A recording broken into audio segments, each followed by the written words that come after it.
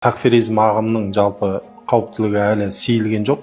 Псевдосалафилік ағым өкілдері бір азайып жатқан, белсенділігі төмендеп жатқан секілді көрінуі мүмкін, бірақ практика жүзіндегі теологтар оны жақсы біледі. Сөйлесу барысында біз байқаймыз, олар ешқандай мемлекетке қарсы, басшыға қарсы, заңға қарсы ешқандай қарсылық пікір білдірмейді. Қазіргі ұстанып жатқаны біз көбеюге әрекет жасап жатырмыз деген үнсіздік бір саясат жүргізіп жатыр. Бұрындары олар ашық өздерінің пікір таласқа түсетін идеологиясын, өзінің догмасын ақтауға тырысып, сенімен барынша агрессивті түрде, белсенді түрде өзінің идеологиясын жақтауға тырысатын. Ал қазіргі күнде ондай әрекеттен олар бас тартқан, діни сенімін барынша жасыруға тырысады.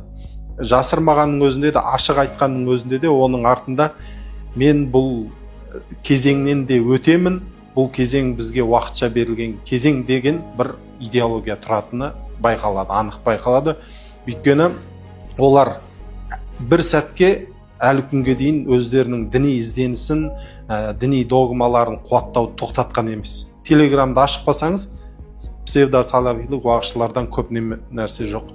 Және олар өзінің уағыз насихаттарын, жаңағы діни догмаларын ақтауды өздеріне бір міндет ретінде есептейді. Жалпы кез келген адамды дінге тарту үшін бірінші сіз діни насихат жүргізбейсіз. Олардың методында ол нәрсе жоқ. Бірінші оларда өздеріне баурау методы, жанашырлығын танытады, бәлкім кәсіп ашуға көмектеседі, бәлкім бір оқуға, тіл үйренуге бір жанашырлықпен, яғни адамға бірінші оның діни жаңа көзқарасын бұру мақсатында емес, керісінше өзіне тарту әдісін қолданғаннан кейін ғана барып діни догмасын, діни өзінің бағытын сіңдіре бастайды.